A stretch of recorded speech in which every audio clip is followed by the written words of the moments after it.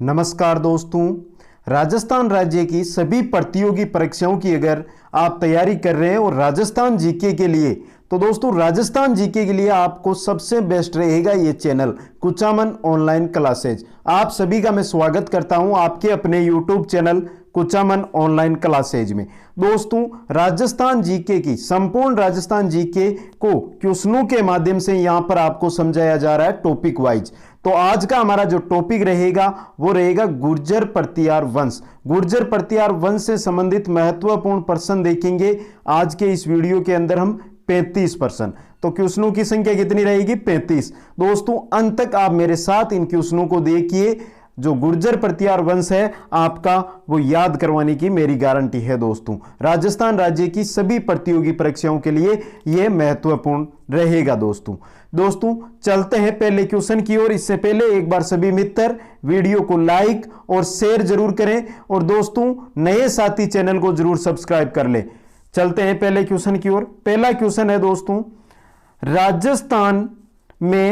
राजस्थान के निम्नलिखित मंदिरों में से गुर्जर प्रतिहार काल में किस मंदिर का निर्माण नहीं हुआ था? आहड़ का आदिवरा मंदिर, आभानेरी का हर्ष माता मंदिर, ओसिया का हरिहर मंदिर, महावीर मंदिर। तो यहां पर पूछा क्या है कि गुर्जर प्रतिहार काल में किस मंदिर का निर्माण नहीं हुआ था दोस्तों।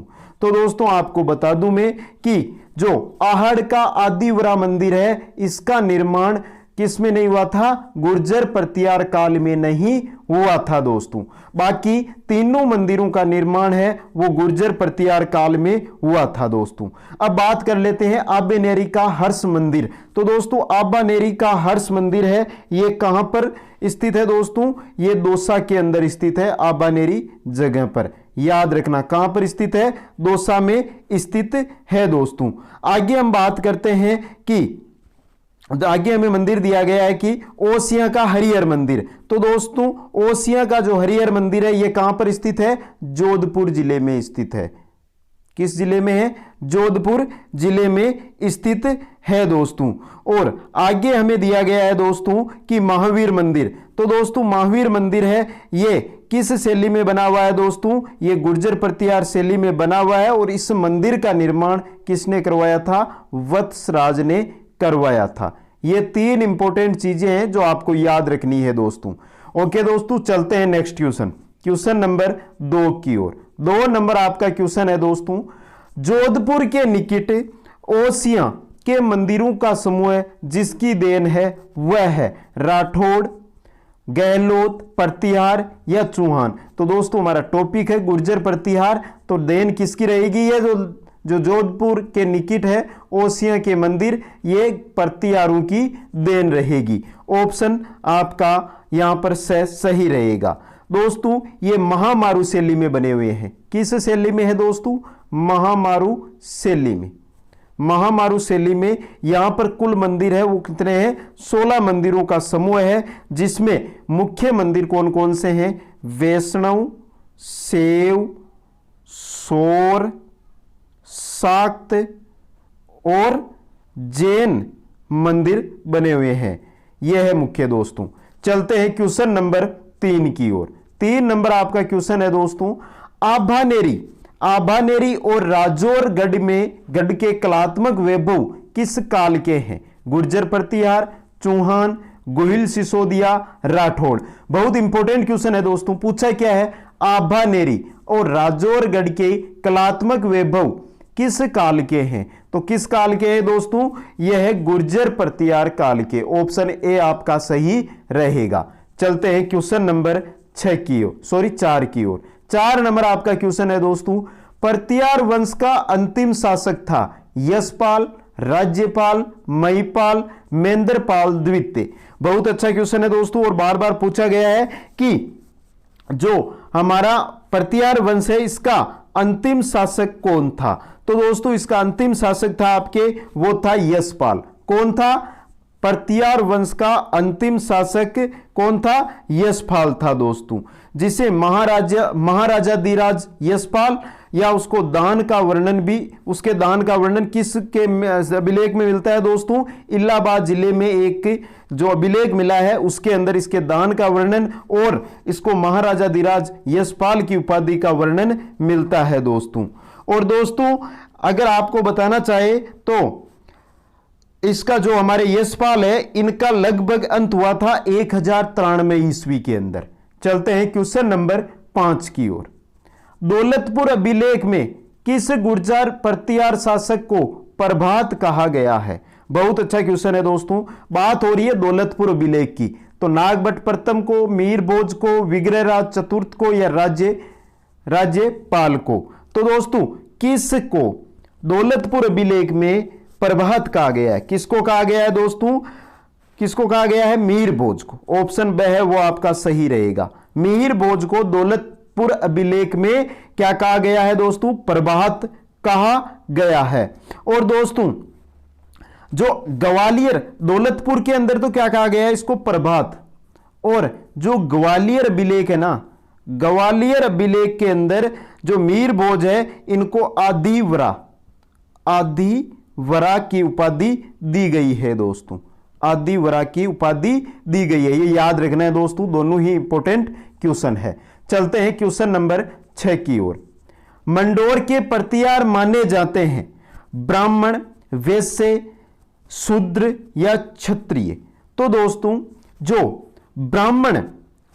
मंडोर के जो प्रतिहार है वो क्या माने जाते हैं दोस्तों? वो क्षेत्रीय माने जाते हैं। ऑप्शन द आपका सही रहेगा। अब दोस्तों आपको एक मैं जानकारी दे दूं कि मंडोर जो गुर्जर प्रतिहार है इनकी कुल शाखाएं कितनी मिलती है? 26 शाखाएं मिलती है। इनमें से जो मंडोर है ये भी एक प्रतिहारों की शाखा थी। और इसकी जानकारी हमें किससे मिलती है दोस्तों? जोधपुर और गठियाला अभिलेख के अनुसार मिलती है दोस्तों। चलते हैं नेक्स्ट क्वेश्चन, क्वेश्चन नंबर 7 की ओर। 7 नंबर क्वेश्चन है दोस्तों, प्रतिहार और पाल शासकों पर अपनी विजय की खुशी में ध्रुव ने गंगा और जमुना के चिन्हों को सम्मिलित किया। राष्ट्र कुल चिन्ह में, चोल कुल चिन्ह में, चंदेल कुल चिन्ह में, पाल कुल चिन्ह में।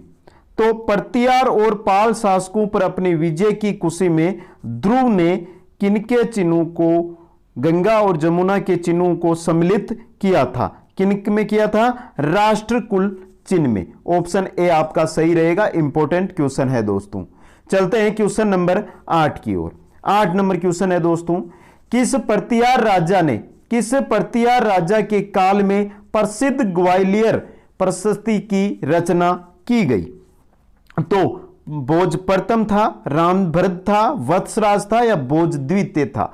बात किसकी हो रही है? ग्वालियर प्रस्तुति की। दोस्तों ग्वालियर प्रस्तुति है आपके ये भोज प्रथम के शासनकाल में, जिसको हम क्या कहते हैं? मीर भोज भी कहते हैं दोस्तों। मीर भोज भी जिसको कहते हैं उसके शासनकाल में है। अब बात कर लेते हैं मीर भोज के शासनकाल की। तो दोस्तों मीर भोज का जो शासनकाल है वो रहा था 836 से 885 ईस्वी तक। ये भी इंपॉर्टेंट चीज है दोस्तों, आपको याद रखनी है दोस्तों। और इसी में सर्वाधिक जो वृद्धि हुई थी वो हुई थी ग्वालियर अभिलेख में। चलते हैं क्वेश्चन नंबर 9 की ओर। किस प्रतिहार शासक का दरबार नागावलोक का दरबार कहलाता है? रामभद्र का, प्रभाकर वर्धन का, नागभट्ट प्रथम का, महेंद्रपाल प्रथम का? बहुत अच्छा क्वेश्चन है दोस्तों। पूछा क्या है कि किस प्रतिहार शासक का जो दरबार है वो नागावलोक का दरबार कहलाता है? तो किसका कहलाता है दोस्तों? ये कहलाता है आपके नागभट्ट प्रथम का। नागभट्ट प्रथम का जो दरबार था वो क्या कहलाता है दोस्तों? नागावलोक का दरबार कहलाता है दोस्तों। और नागभट्ट का जो शासन काल था दोस्तों वो था 730 से 760 ईस्वी तक। ये भी एक इंपॉर्टेंट क्वेश्चन है दोस्तों। और दोस्तों ये जो गुर्जर प्रतिहार वंश है उसका सब बड़ा प्रतापी शासक था, सबसे बड़ा तो नहीं कह सकते लेकिन बड़ा प्रतापी शासक था नागभट्ट प्रथम। चलते हैं क्वेश्चन नंबर 10 की ओर। 10 नंबर क्वेश्चन है दोस्तों, राजस्थान में प्रतिहार वंश के संस्थापक हरिश्चंद्र की राजधानी थी? मेड़ता, जालोर, बीनमाल या मंडोर? तो दोस्तों बात हो रही है हरिश्चंद्र की। संस्थापक थे गुर्जर प्रतिहार वंश के, तो इनकी राजधानी कौन सी थी? मंडोर थी। ऑप्शन द आपका सही रहेगा। चलते हैं 11 नंबर क्वेश्चन की ओर। 11 नंबर क्वेश्चन है दोस्तों आपका, गुर्जरों को किस शासक ने पराजित किया था? प्रभाकर वर्धन ने, राज्यवर्धन ने, शशांक ने, हर्षवर्धन ने। तो दोस्तों गुर्जरों को किस शासक ने पराजित किया था?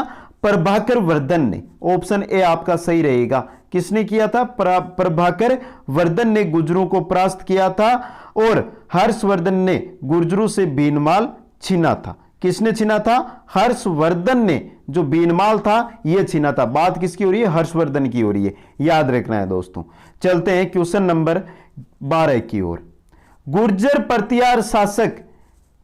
प्रतिहार शासक इस नाम से भी जाने जाते हैं। किस नाम से जाने जाते हैं? आर्य, ब्राह्मण, वैश्य, अग्निकुंड, राजपूत। सभी को पता है दोस्तों, ये तो गुर्जर प्रतिहार शासक है वो किस नाम से जाने जाते हैं? अग्निकुंड राजपूत के नाम से भी जाने जाते हैं। अग्निकुंड के राजकुलों में सर्वाधिक प्रसिद्ध प्रतिहार वंश था दोस्तों, यह भी आपको याद रखना है, जो गुर्जरों की शाखा से संबंधित होने के कारण इतिहास में इसे क्या कहा जाता है? गुर्जर प्रतिहार के वंश से इन्हें प्रसिद्धि मिली, और यह प्रसिद्धि डॉक्टर गोपीनाथ शर्मा के अनुसार मिली दोस्तों।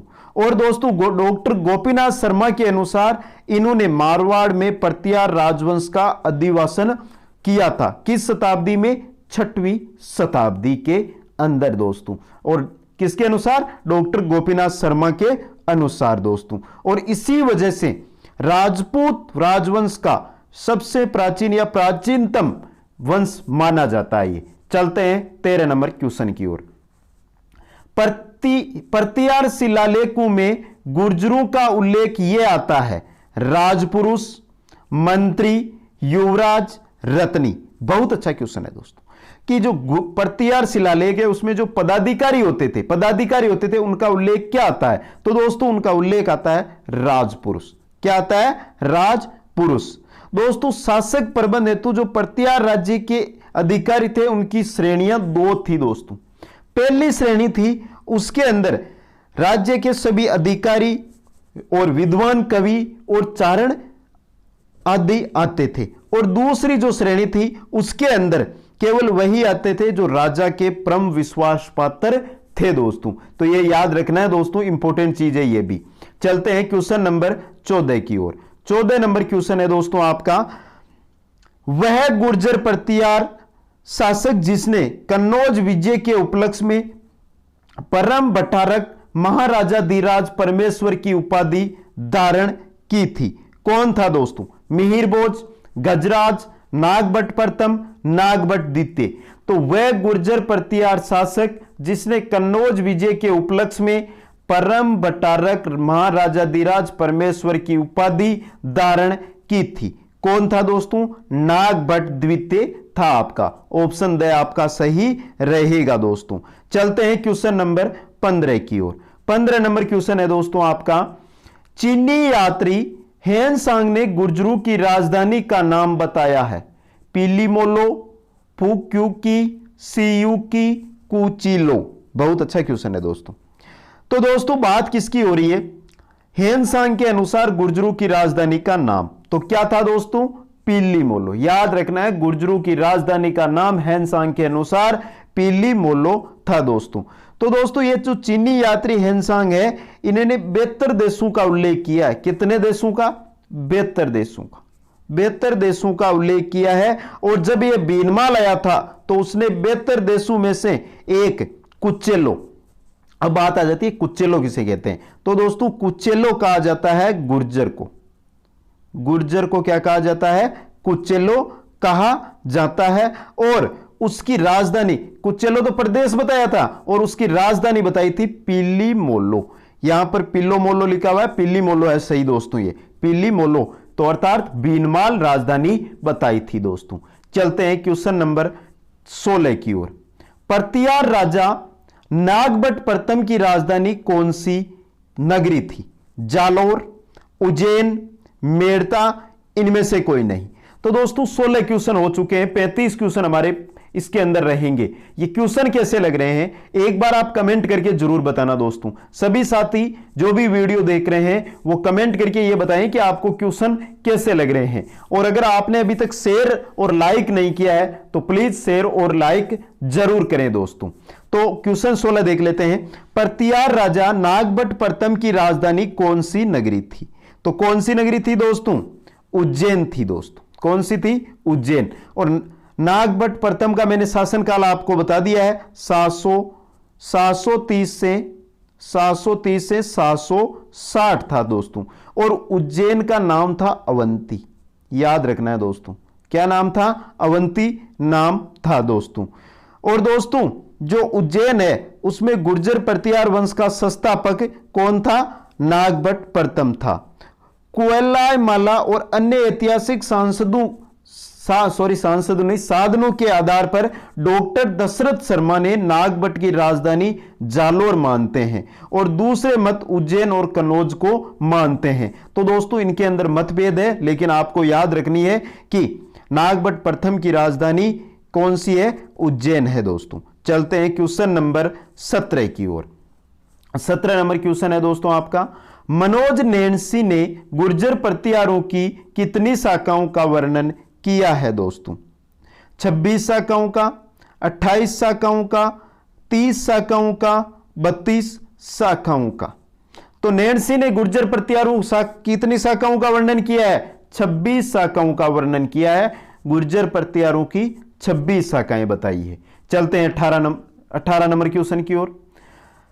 राज्य के मारवाड़ क्षेत्र में गुर्जर प्रतिहारों का शासन मुख्यतः किस अवधि में रहा? बहुत अच्छा क्वेश्चन है दोस्तों। बात किसकी हो रही है? मारवाड़ क्षेत्र में गुर्जर प्रतिहारों का शासन मुख्यतः किस अवधि में रहा? 5वीं से 8वीं सदी तक, 8वीं से 10वीं सदी तक, 6ठी से 10वीं सदी तक, 8वीं से 12वीं सदी तक। तो दोस्तों अगर यह बात की जाए तो मुख्यतः जो शासन है वो किस अवधि में रहा? गुर्जर प्रतिहारों का मारवाड़ में। यहां पर यह बात नहीं हो रही है कि मारवाड़ क्षेत्र में गुर्जर प्रतिहार आ गए थे, यह बात हो रही है कि मारवाड़ पर इनका अधिकार कब रहा। तो इनका रहा था 8वीं से 10वीं सदी तक। ऑप्शन ब है वो आपका यहां पर सही रहेगा दोस्तों। चलते हैं क्वेश्चन नंबर 19 की ओर। राजस्थान में गुर्जर प्रतिहारों की प्रारंभिक राजधानी कौन सी थी? वैसे तो रिपीटेड क्वेश्चन है लेकिन इंपॉर्टेंट क्वेश्चन है। शायद यह क्वेश्चन है जो गुर्जर प्रतिहारों से सर्वाधिक पूछा जाता है दोस्तों। तो बताइए कौन सी राजधानी थी? वागड़, मंडोर, बीनमाल या सपालदक्ष? तो दोस्तों मंडोर थी। राजस्थान में गुर्जर प्रतिहारों की जो प्रारंभिक राजधानी थी वो कौन सी थी? मंडोर थी दोस्तों। चलते हैं क्वेश्चन नंबर 20 की ओर। 20 नंबर क्वेश्चन है दोस्तों आपका। निम्न में से किस दोस्तों यहां पर प्रतापी है, प्रतापी क्या है? प्रतापी। निम्न में से किस प्रतापी शासक ने कन्नौज पर 100 वर्ष तक चले त्रिपक्षीय युद्ध में पाल वंश के शासक को हटाकर इस युद्ध का अंत किया था? मिहिर भोज ने, नागभट्ट प्रथम ने, नागभट्ट द्वितीय ने, वत्सराज ने? तो किसने किया था दोस्तों? तो दोस्तों ये किया था आपके नागभट्ट द्वितीय ने। बहुत इंपॉर्टेंट चीज है और दोस्तों इससे तो हर बार ही क्वेश्चन मिल जाएगा आपको। इंपॉर्टेंट चीज है, ध्यान से देख लेना दोस्तों। ध्यान से मैं बोल रहा हूं वो लाइन भी सुन लेना। वत्सराज का उत्तराधिकारी उसका पुत्र था नागभट्ट द्वितीय और यह गद्दी पर कब बैठा था? 815 में। कब बैठा था? 815 में यह गद्दी पर बैठा था। और 816 में इसने किस पर अधिकार कर लिया था? कन्नौज पर आक्रमण करके इसने जो धर्मपाल द्वारा नामजद शासक था उसको पराजित किया और कन्नौज को प्रतिहार वंश की राजधानी बनाया था दोस्तों। और इसी प्रकार जो 100 वर्षों से चला आ रहा था त्रिपक्षीय संघर्ष उसको समाप्त किया था। चलते हैं 21 नंबर क्वेश्चन की ओर। 21 नंबर क्वेश्चन है दोस्तों आपका। किस प्रतिहार शासक के काल में उत्तरी भारत में प्रतिहारों की शक्ति अपने चरमोत्कर्ष पर पहुंच गई थी? महेंद्रपाल प्रथम, मिहिर भोज, वत्सराज और आगे वत्सराज प्रथम या रामभद्र? तो दोस्तों बात किसकी हो रही है कि उत्तरी भारत में प्रतिहारों की शक्ति अपने चरम पर कब थी? किस शासक के काल में थी? तो किस शासक के काल में थी दोस्तों? ये थी मिहिर भोज के, ऑप्शन बे आपका सही रहेगा, मिहिर भोज के शासन काल में थी दोस्तों। रामभद्र का, ये रामभद्र है, इसका ही पुत्र था, इसका ही उत्तराधिकारी था मिहिर भोज, जिसका शासनकाल मैंने पहले भी बताया था 836 से 885 था। और इसी काल के अंदर उसने बुंदेलखंड तक अपने वंश का राज्य स्थापित किया था, वो भी पुनः स्थापित किया था दोस्तों। पूर्वी पंजाब अधिकांश राजपूताना, उत्तर प्रदेश का अधिकांश भाग, मालवा, सौराष्ट्र और ग्वालियर तक इसका राज्य था, वो विस्तृत था दोस्तों। चलते हैं 22 नंबर क्वेश्चन की ओर। 22 नंबर क्वेश्चन है दोस्तों, किस प्रतिहार शासक के दरबार में कर्पूर मंजरी व काव्य मीमांसा का लेखक राजशेखर था? महेंद्रपाल प्रथम, नागभट्ट द्वितीय, वत्सराज द्वितीय, मिहिर भोज। बात किसकी हो रही है? कर्पूर मंजरी और काव्य मीमांसा का जो लेखक था राजशेखर, वो किस शासक के दरबार में था? तो किस शासक के दरबार में था दोस्तों? महेंद्रपाल प्रथम के दरबार में। महेंद्रपाल प्रथम के दरबार में राजशेखर था दोस्तों। अब दोस्तों ये महेंद्रपाल कौन था? तो दोस्तों महेंद्रपाल है वो मिहिर भोज का, जो मिहिर भोज है इसका पुत्र है। किसका? मिहिर भोज का पुत्र है। और इसका जो शासनकाल रहा था महेंद्रपाल का, वो रहा था 885 से 910 तक। और इसे विद्वानों का उदार संरक्षक था, ये विद्वानों का उदार संरक्षक था दोस्तों। और उसके दरबार में राजशेखर, जिसने कर्पूर मंजरी, काव्य मीमांसा, बाल रामायण, बाल भारती आदि ग्रंथों की रचना की थी, वह रहता था। और जो राजशेखर है इसने अपने ग्रंथों में महेंद्रपाल को निर्भय नरेश कहा है दोस्तों।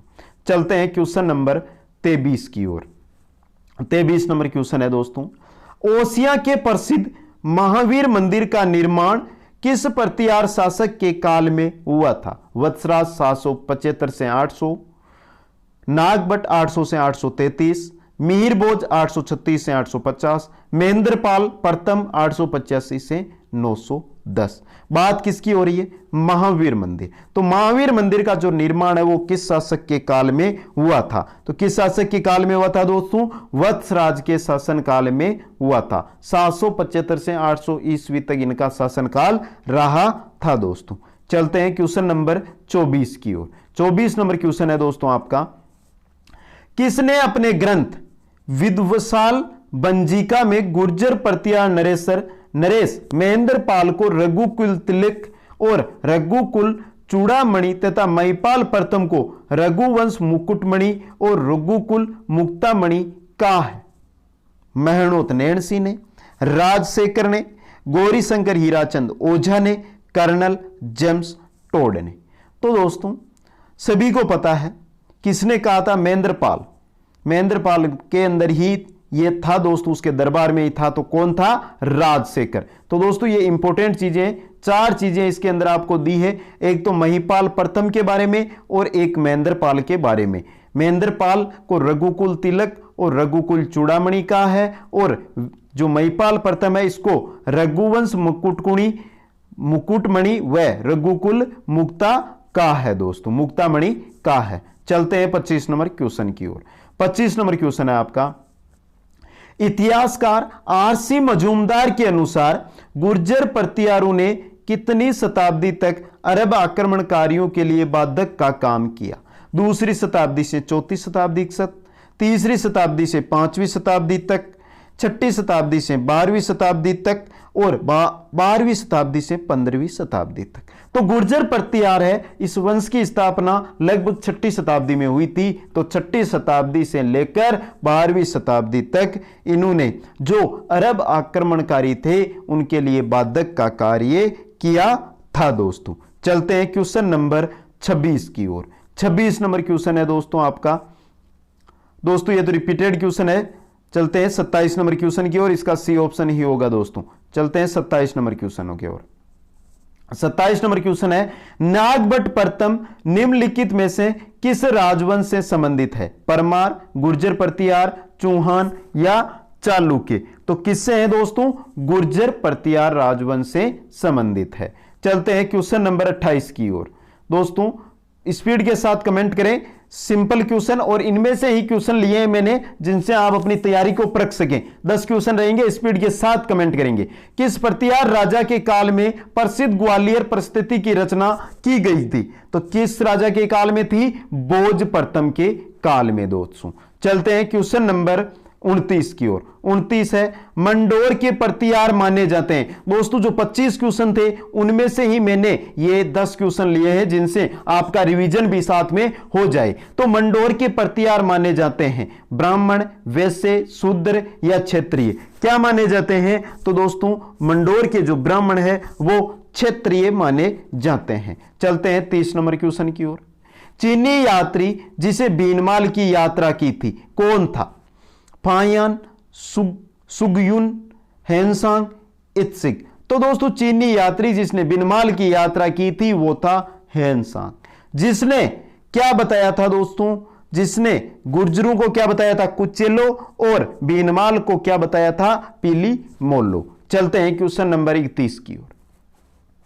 निम्नलिखित में से किस प्रतिहार राजा ने आदिवरा की उपाधि ग्रहण की? मीरभोज, नागभट्ट, वत्सराज, महिपाल। तो किस राजा ने आदिवरा की उपाधि ग्रहण की थी या धारण की थी? तो किसने की थी दोस्तों? मीरभोज ने। इंपॉर्टेंट क्वेश्चन है दोस्तों, बहुत इंपॉर्टेंट क्वेश्चन है। चलते हैं 32 नंबर क्वेश्चन की ओर। 32 नंबर क्वेश्चन है दोस्तों आपका, जोधपुर के निकट ओसिया के मंदिरों का समूह है जिसकी देन है, किसकी देन है? राठौड़, गहलोत, चौहान, प्रतिहार। तो सभी को पता होना चाहिए, जल्दी से कमेंट करके बताओ दोस्तों, और वीडियो को लाइक और शेयर जरूर कर देना सभी साथियों। नए साथी चैनल को जरूर सब्सक्राइब कर लेना। तो जो ओसिया के निकट जोधपुर के निकट ओसिया के जो मंदिरों का समूह है वो प्रतिहारों की देन है दोस्तों। चलते हैं क्वेश्चन नंबर 33 की ओर। गुर्जरों को किस शासक ने पराजित किया? प्रभाकर वर्धन ने, राज्यवर्धन ने, हर्षवर्धन ने, शशांक ने। बहुत अच्छा क्वेश्चन है 33 नंबर क्वेश्चन। तो दोस्तों रिपीटेड क्वेश्चन है, वैसे मैंने पहले बोल दिया है कि 10 क्वेश्चन मैंने वो लिए हैं, इन 25 में से ही आपको रिवीजन के लिए लिए हैं दोस्तों। तो गुर्जरों को किस शासक ने पराजित किया था? तो दोस्तों गुर्जरों को प्रभाकर वर्धन ने पराजित किया था दोस्तों। चलते हैं क्वेश्चन नंबर 34 की ओर। गुर्जर प्रतिहार शासक इस नाम से भी जाने जाते हैं? आर्य, ब्राह्मण, वैश्य, अग्निकुंड, राजपूत। तो किस नाम से जाने जाते हैं? अग्निकुंड राजपूत के नाम से जाने जाते हैं। चलते हैं अंतिम क्वेश्चन की ओर। प्रतिहार और पाल शासकों पर अपने विजय की खुशी में ध्रुव ने गंगा और जमुना के चिन्हों को सम्मिलित किया। राष्ट्रकूट कुल चिन्ह में, चंदेल कुल चिन्ह में, चोला कुल चिन्ह में, फाल्गुन चिन्ह में। जल्दी से बता दो 35 नंबर क्वेश्चन का, क्योंकि दोस्तों एक नया जो तरीका मैंने शुरू किया है ये एक बहुत अच्छा तरीका रहेगा आपके लिए। कुछ आपके लिए प्रश्न रहेंगे, प्रश्नों के बाद रिवीजन के लिए उनमें से ही कुछ क्वेश्चन ले लेंगे, जिससे आपको उस टॉपिक के बारे में संपूर्ण जानकारी, संपूर्ण आपकी तैयारी उस टॉपिक की हो जाएगी। तो 35 नंबर क्वेश्चन का आपके राइट आंसर रहेगा ऑप्शन ए, राष्ट्रकूट कुल चिन्ह में। तो दोस्तों ये क्वेश्चन आपको कैसे लगे कमेंट करके जरूर बताएं दोस्तों। और दोस्तों आपसे एक आशा रखता हूं कि इस वीडियो को अधिक से अधिक शेयर करके अधिक से अधिक मित्रों तक पहुंचाने का कष्ट करें, और नए साथी चैनल को जरूर सब्सक्राइब करें, वीडियो को लाइक करके हमारे मनोबल को बढ़ाने का प्रयास करें। आप सभी को बहुत बहुत धन्यवाद इस वीडियो को देखने के लिए। जय हिंद, जय भारत।